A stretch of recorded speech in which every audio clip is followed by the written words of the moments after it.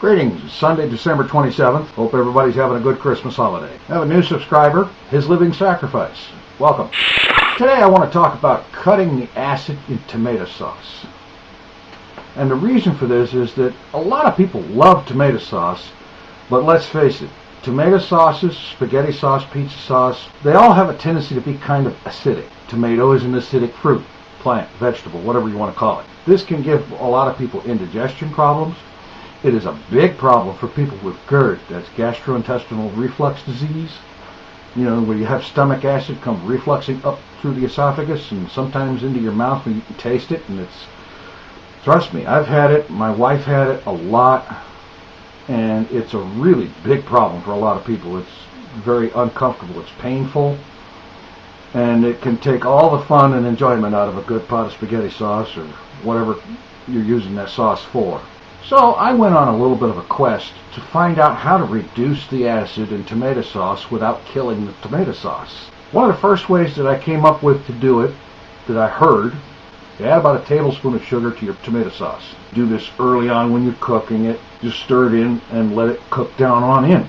Now I actually tried this one. I found that it made the tomato sauce sweet. Now I don't mean just a little bit sweet, because like a tomato has a little bit of a sweet taste to it. No, this made it overpoweringly sweet. I mean, 1 tablespoon of sugar in about a gallon batch of sauce.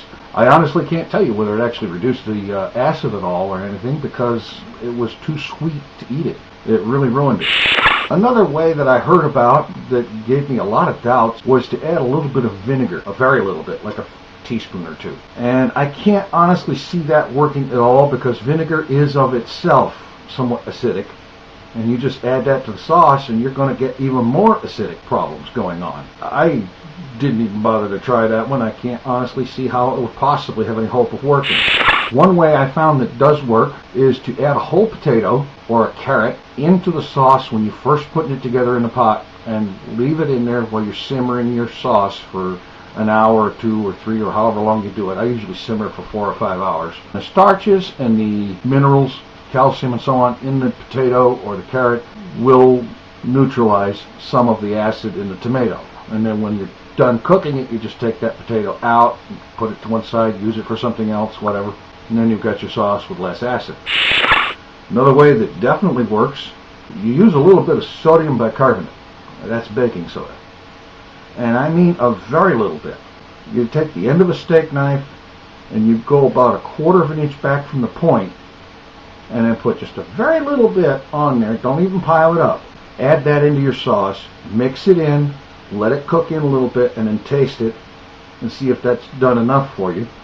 And if not, you can add a little bit more, but you want to be careful not to add too much, because that could ruin it too. It's a matter of trial and error to come up with how much you need to add. And the way this works is, this is purely chemical. It's a chemical reaction. The sodium bicarbonate, the baking soda, will actually chemically neutralize some of the acid in the sauce.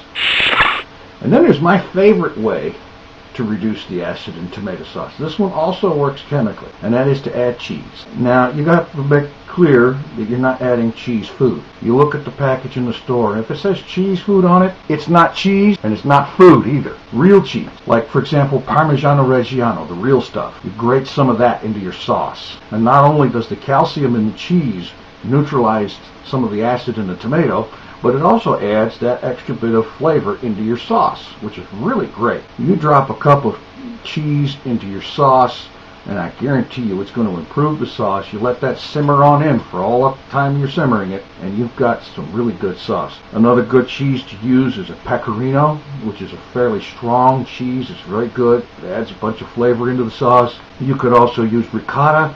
For that matter, you could even use cottage cheese. It's very good. All of these things, they're good. They add flavor to the sauce, and the calcium in them neutralizes some of the acid. So this is a really great way to go. In my opinion, it's the best way to go. Yesterday's comment question of the day was, who is your favorite YouTube personality and why?